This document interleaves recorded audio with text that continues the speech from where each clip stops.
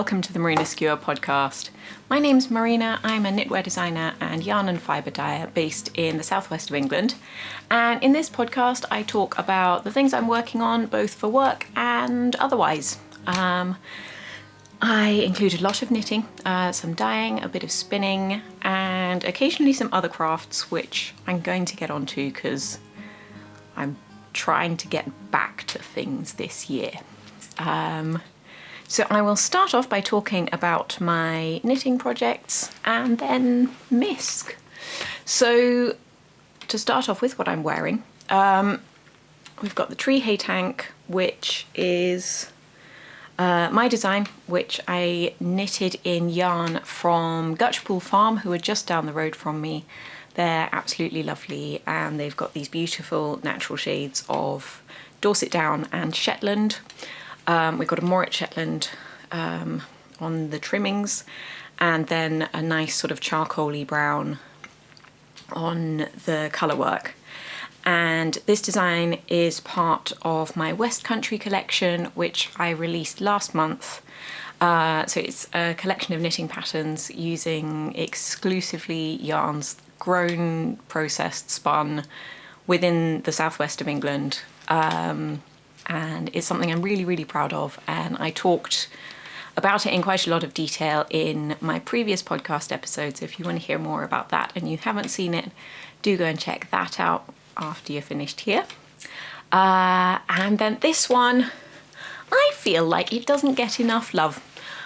This is the Scrumper cardigan, which is a cardigan version of my Scrumper waistcoat, which I released a couple of years ago.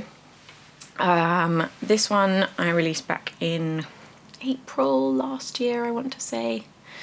And so we've got tiny cables down the sides of the button bands and then panels of cables and moss stitch. And that continues along the arm and along to the cuff, and then the cuff is moss stitch as well. The moss stitch for the button band carries on round the back of the neck. And so it's worked contiguously with the body of the cardigan, so you don't have to worry about picking up stitches for it later. The only stitches picked up are for the arms. Sleeves, that's what that part of the cardigan is called. But yes, you don't need to pick up stitches for the button band. So you work it at the same time up to the shoulder, and the shoulders are finished with a 3 needle bind off, and you put the neckband stitches on hold while you're doing the shoulders, and then return them to the needles and just knit across that tiny number of stitches until you reach the center back, and then you seam those together and stitch down the back neck, which is, I think, a slightly old-fashioned construction. I know I've seen it in a lot of older patterns.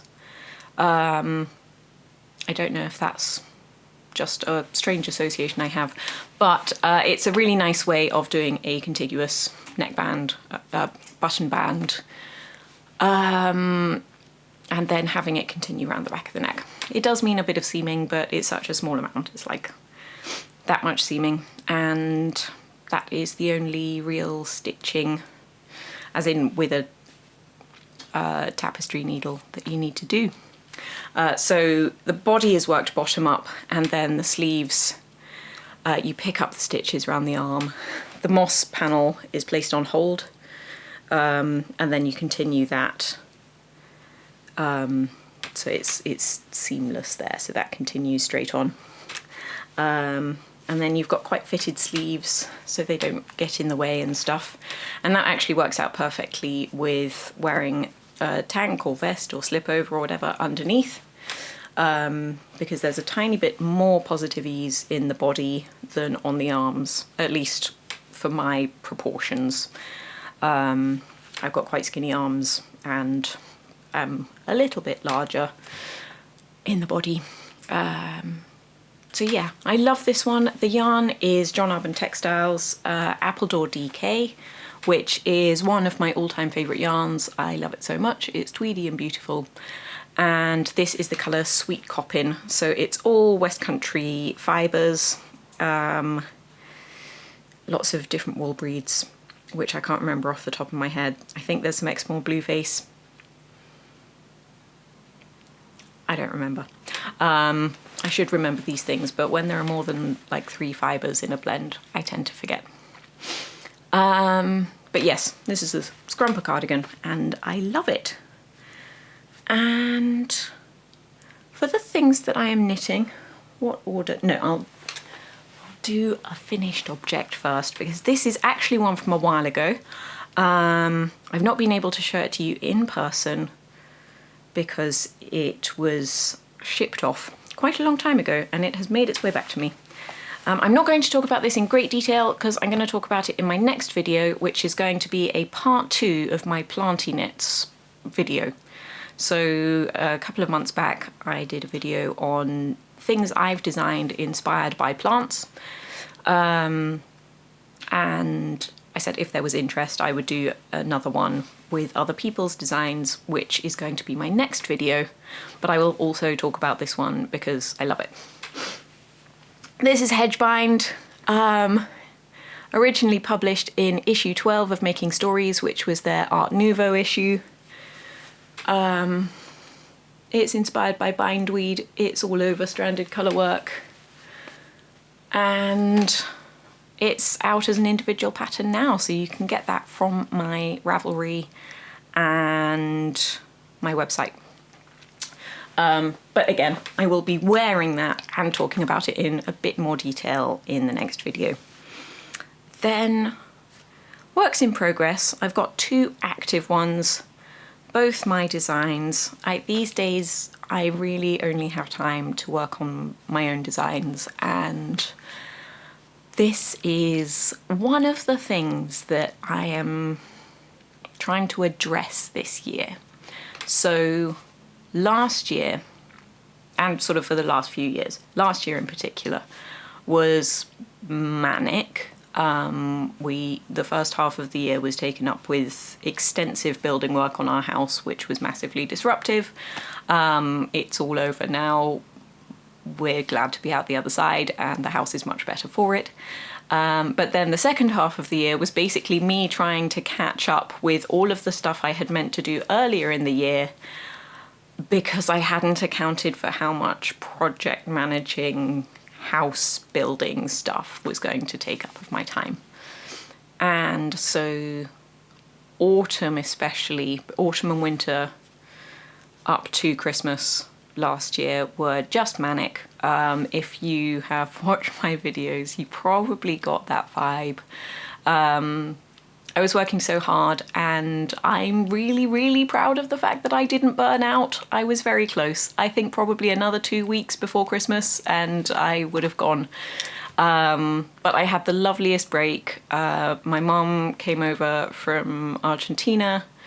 My parents live over there. She came over as a bit of a surprise, which was loads of fun.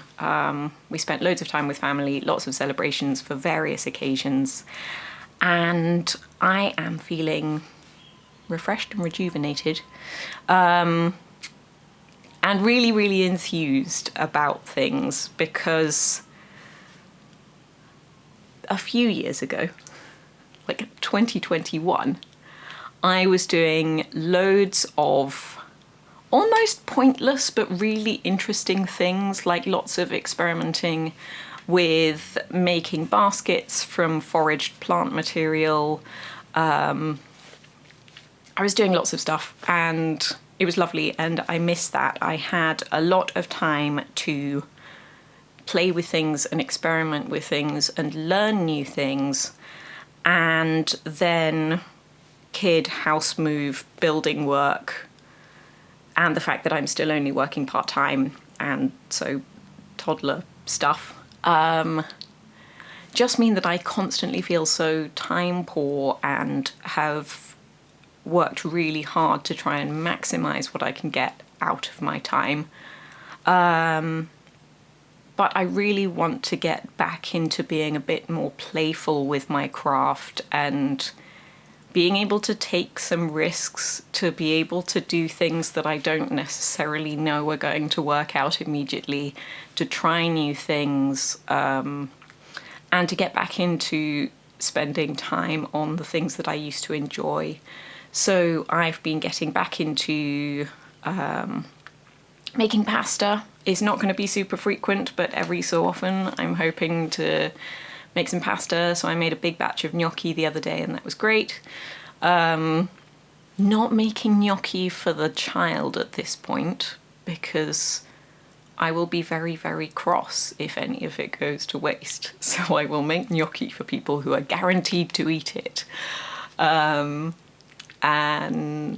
I've been getting back into making a bit of fresh cheese, which isn't something I'd done loads of before, but I used to occasionally make fresh goat's cheese and put some herbs and things in it. And so we have access to milk from a farm in the village. We've got a milk station just up the road, and so it's non-homogenized milk, which I've been finding really good for cheese making, which is loads of fun. So I will talk about my knitting projects, which is where I was going with this, and then I will talk about the other things I want to do. So the first thing is I just got about half a yoke, maybe a little bit more, depending if you're judging by depth or total stitch count. This is my opular yoke, and this is the project I am doing for my Out of the Dark make-along,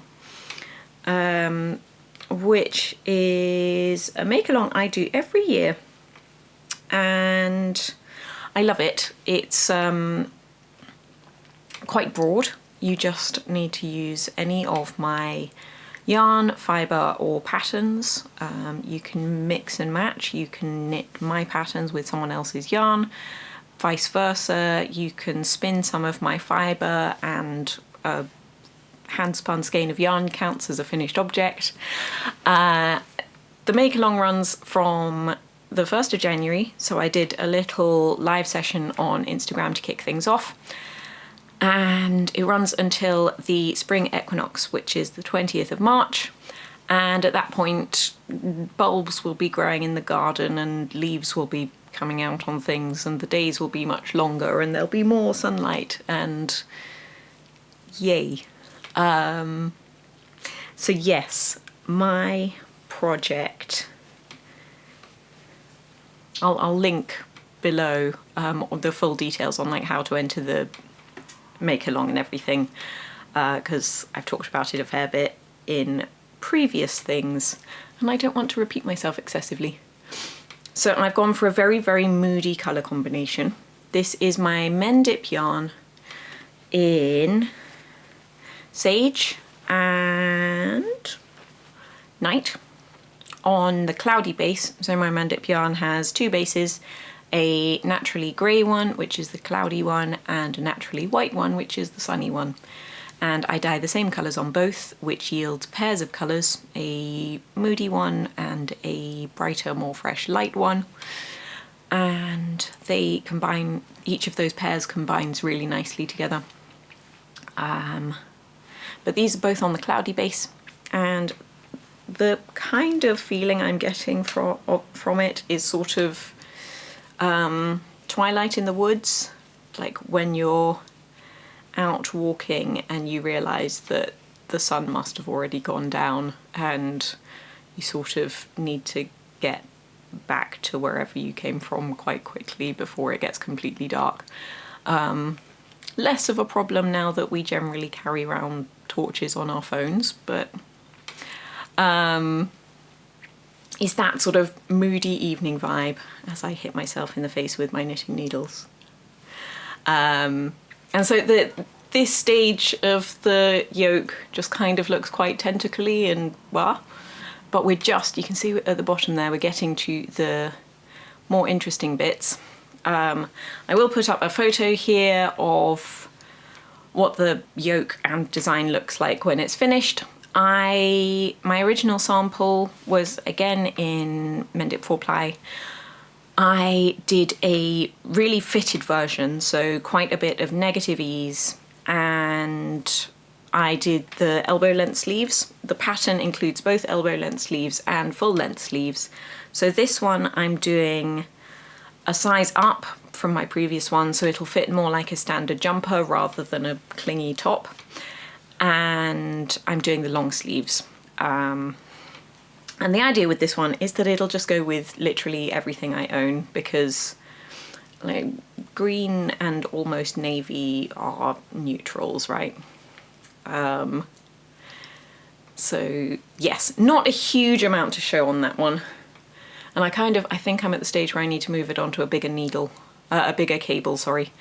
But this is on the biggest one I have, and so I'm at the stage where I'm going to have to connect on another shorter one, like a 60 centimetre one. And we'll see if that is long enough or too long. But yes, I'm really enjoying this one. I love knitting colour work, especially in my own yarn, because I designed it for colour work. And that's loads of fun. And even if you don't want to take part in the make along for whatever reason, go and check out the hashtag OutOfTheDarkMal2025 on Instagram, if you're on Instagram, because it's lovely. It's so nice. So many people have already started making really pretty projects, and basically that's the whole point of it. Like, I want people to knit things and tag me in them so that they pop up on my phone and make me smile. It's entirely selfish of me. I just enjoy seeing what people are making, and it's an encouragement to share what you're doing with me, because I often don't get to see what my yarn or patterns become. And one of the lovely things for me about designing and dyeing and things is that I can be part of other people's crafting, even in a way that I'm kind of not aware of. Yeah. Next project is one that I have had on the needles for a while, and I'm coming back to because I have 0 deadline knits on at the moment. Tapestry needle, out you get. There's an alarming number of bits of yarn associated with this project. It's hand spun. These are the bits that are currently not attached to my knitting. So we've got tiny bits. I think these are where I wound some off where I was working the 2 front pieces at the same time. So this is a long hand spun project I worked on the year before last. So I spun 400 grams of, can I find the tiny bit of floof? Apparently not. Never mind. That means it's going to show up somewhere unexpected, which would be entertaining. So I have 3? Oh God, I do this every time. 3 balls of yarn attached to this project. Forgive me while I attempt to wrangle them. There's the bit of floof. Here we go. This is a leftover bit of floof that did not get spun up because apparently it has a talent for escaping. But it also means that I have a little example of what the unspun fibre looks like. So this is how I do a lot of my spinning. I make bats and then sort of pre-draft them. I kind of treat my bats almost as hand-combed fibre, even though it's not the same method of preparation. I don't have combs, but I use a drum carder to kind of simulate combing, sort of ish. It doesn't remove all of the shorter fibres if you're familiar with fibre prep, which is something that combing will do, but it's a way of making hand-prepped sort of roving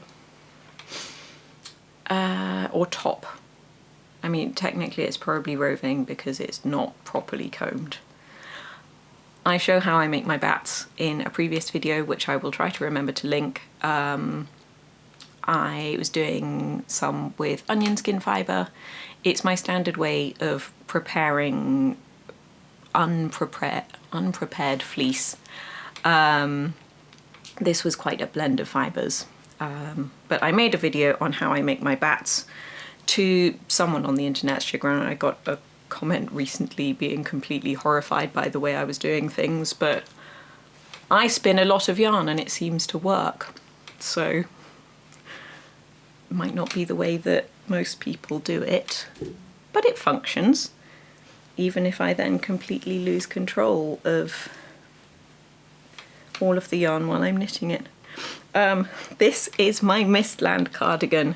I've got different balls of yarn attached to it because they're hand spun, they're not all exactly the same, and so I'm alternating skeins, balls, while I'm knitting, just to even out any differences so that when I change to another ball there won't be like a harsh line that's really obvious where I've spun from a different batch, sort of.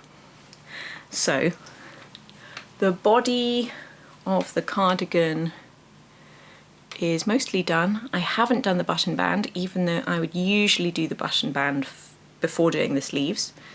This is one where you pick up all the stitches for the button band and do that then.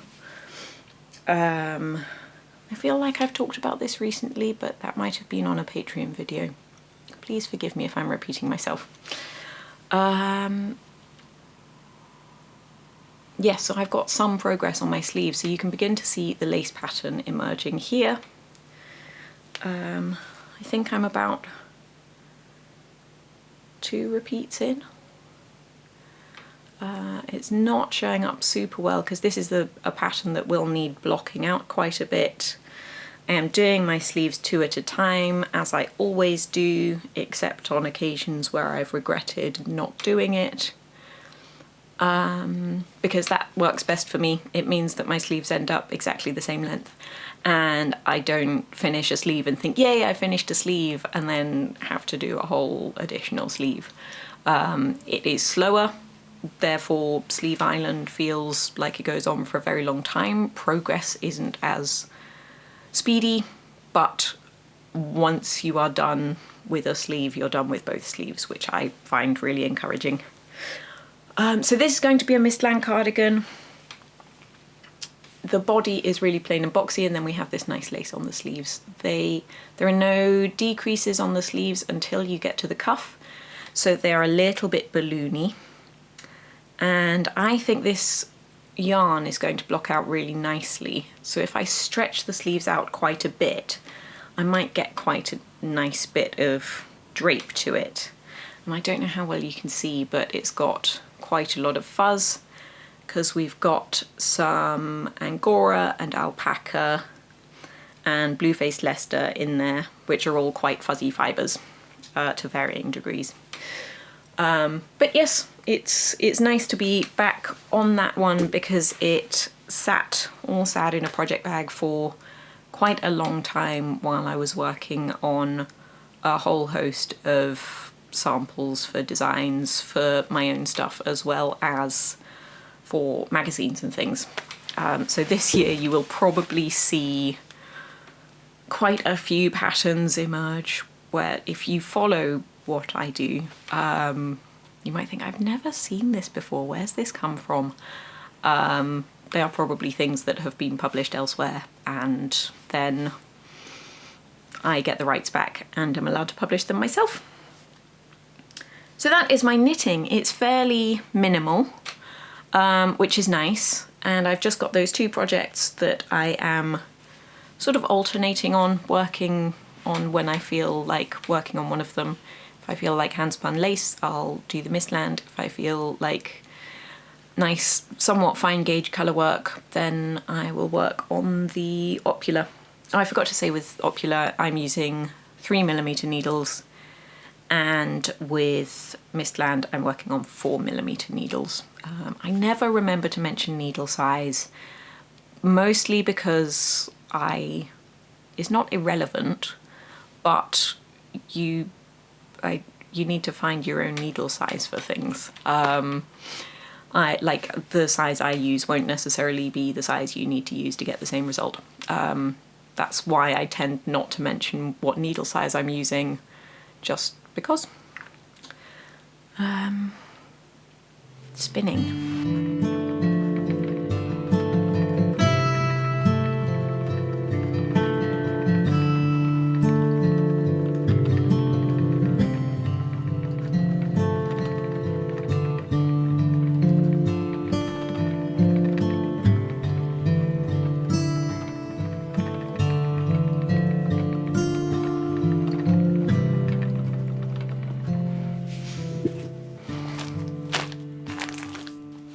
Always check your project basket for kids' toys.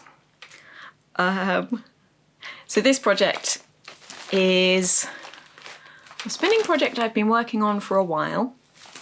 We've got an ugly plastic bag in there. So the way I have done this, this is my skewer blend, which is one of my exclusive blends of wool tops that are prepared for me by Wing and Wool Work. They're currently working on a big batch of most of my blends at the moment, and I'm going to be going up there quite soon to collect those because I'm very excited. Previously I was getting them to post everything to me, but they are within a sensible drive. And so it'll be really nice to go up and visit them and collect my fluff.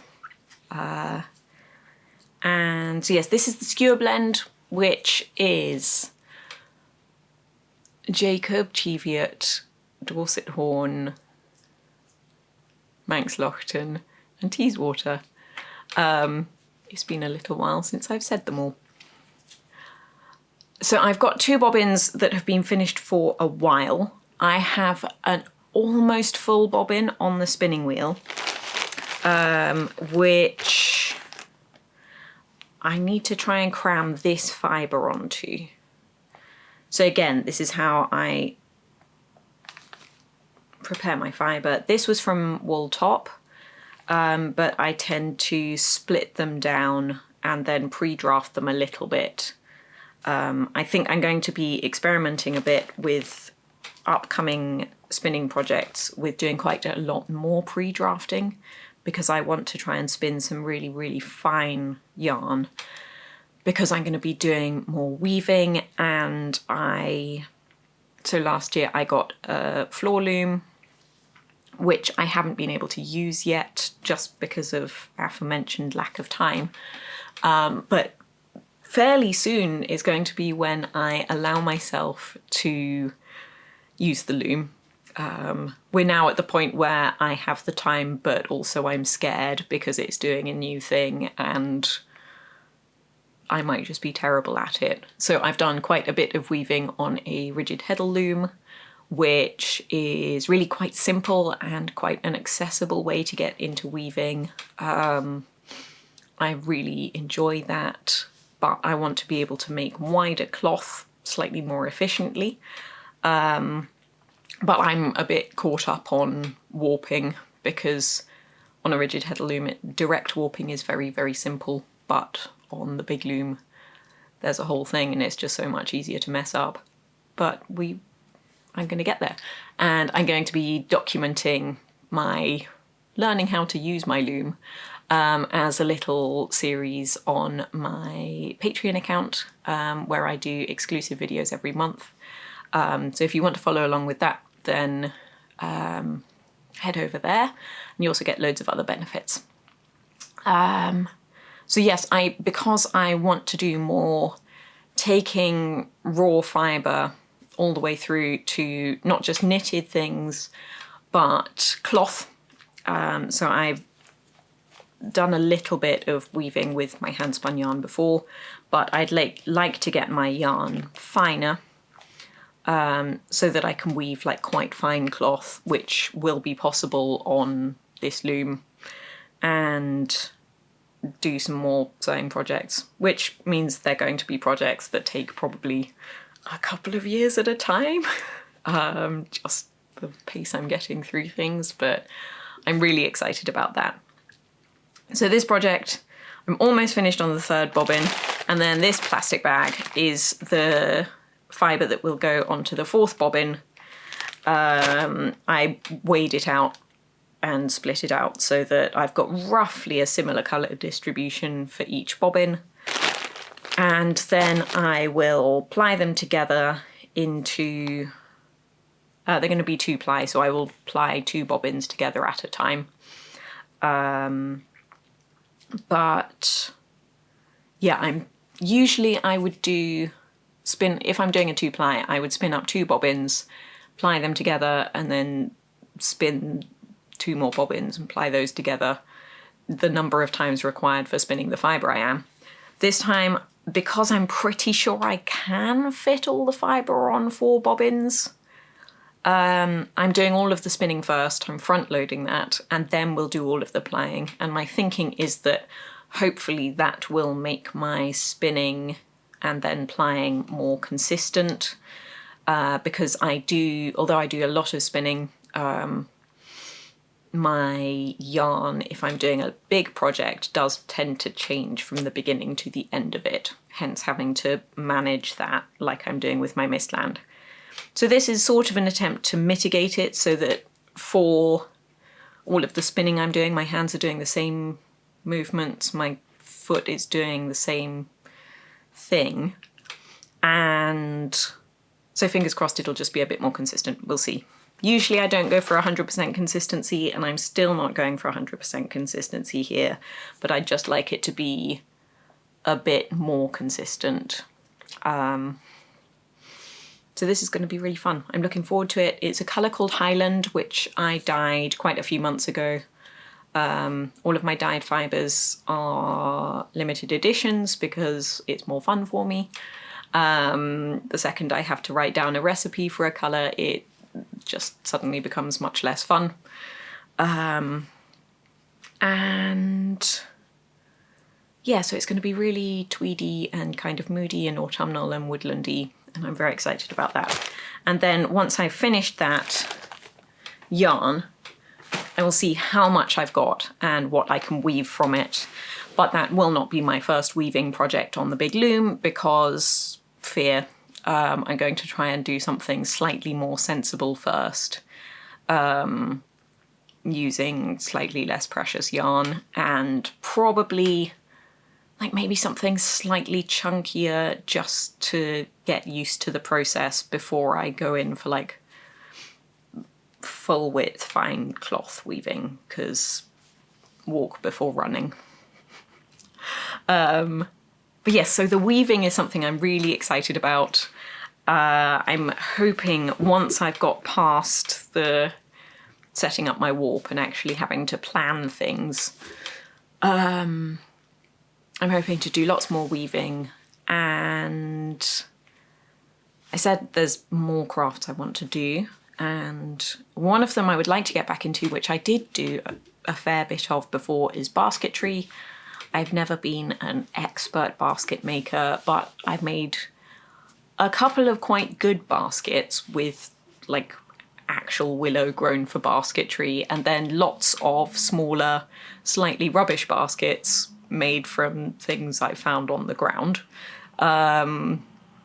which is something I love. Like that, it's the most childish thing, but the fact that you can go out and find something in the mud on a walk and turn it into something useful, and also like enjoy doing something with your hands at the same time. Like it's a completely free hobby, and you get something useful out of it at the end. Like I love it. It's really exciting. And so I have made a couple of better baskets using a different method, using willow grown commercially for weaving. And because I would like to do more basketry but don't want to have to buy in willow, even though there's a lot available locally, like Somerset which is next county over from me, like is just over there,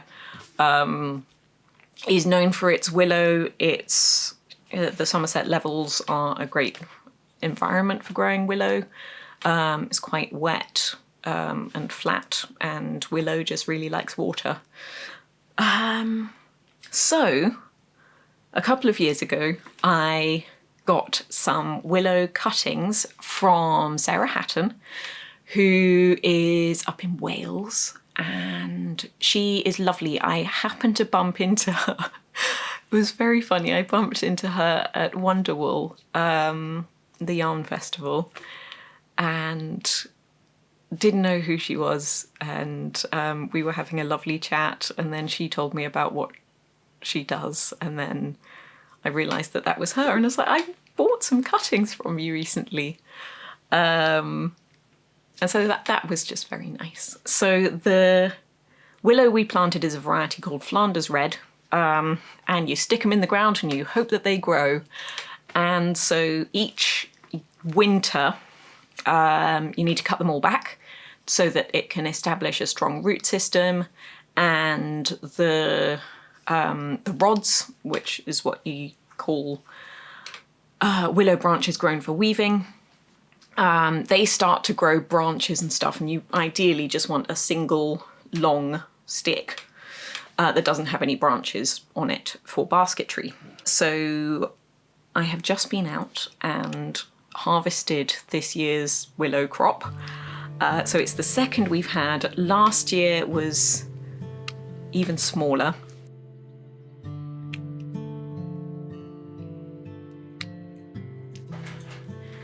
And, you know, it does take a few years for them to get going. And some of them we are growing in suboptimal conditions because I've just put them in the garden in areas I hope they'll do okay. And so we've got a couple of good ones here. Well, we have one good one, and then a few that might be useful, and then a few that I will have to work really hard to find a use for. So like this one, that's a good willow rod. That's a proper, that is the kind of willow you expect to weave from. This little boy, not so much. You can't even see that. So I have just chopped everything back. So the idea is that you chop it down to a little knuckle that eventually gets really strong. And each year will send up good shoots. So even though they are mostly not particularly good for basketry, I am chopping them back, hopefully for the future health of the plant. And you can see that it's called Flanders Red. Towards the end they're a bit more orangey, but they're mostly quite yellowy, in places bordering on green and in places going orange. Towards the tips they're orangey. So they are really pretty. I specifically chose a variety that was going to be nice in the garden because I want it to be a decorative plant as well as a useful one. So yeah, that's exciting. And so what I will do with those is I will leave them. Oh, this is an example actually. This is what you don't want. You don't want these branches coming off. And this year, this is the only one that's done any branching, which is interesting. So I will attempt to slice those off. But where you cut them, it can create either a nubby bit or a weak point that won't behave as well for basketry. So ideally you just want them to be smooth and straight. So I will dry those for a while because obviously the ones I harvested last year have been drying for a year and I want to use them in the same thing. And I'm not really sure what to do with the one good one. It might be that, because I'll make a small basket,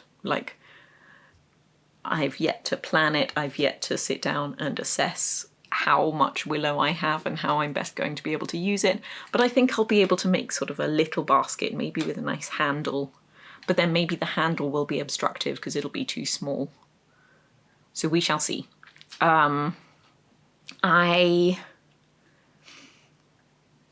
If you're interested in basketry, like, again, I'm not an expert basket maker. It's something that I enjoy and have fun with, but still have much to learn about. People who do good basketry, I learned the first time from Judith Needham, who is... I met her at Farnham Maltings, which is where things like Unravel Festival happen. I'm going to be at Unravel Festival, by the way. And yes, so if any of you are local there, go to Unravel, come see me, come say hello, please. I will love to see you.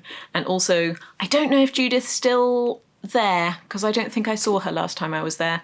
But I'll check what she's up to, because she is lovely and a very good teacher. And also Foraged Fibres. She does not post particularly frequently on Instagram anymore, but she used to be quite active. She's lovely, and she is kind of... I think seeing her posts on Instagram were what originally made me aware that you could make baskets out of things you found on the ground. And so her work is beautiful and really inspirational. And then another resource I have been using that I will revisit before I get back into things with this is... He's called John's Bushcraft. I can't remember if that's his Instagram name or his YouTube channel. But he has an ebook on weaving willow baskets, which I have bought and is really nice. So yeah, basket weaving stuff. We are all over the place today, and that probably... I don't know if that's annoying for you, but it means I'm enthused about things, and so I'm thoroughly enjoying myself. And yes, so the last thing I will mention, hopefully, I should have mentioned it before, but we've established Scatty.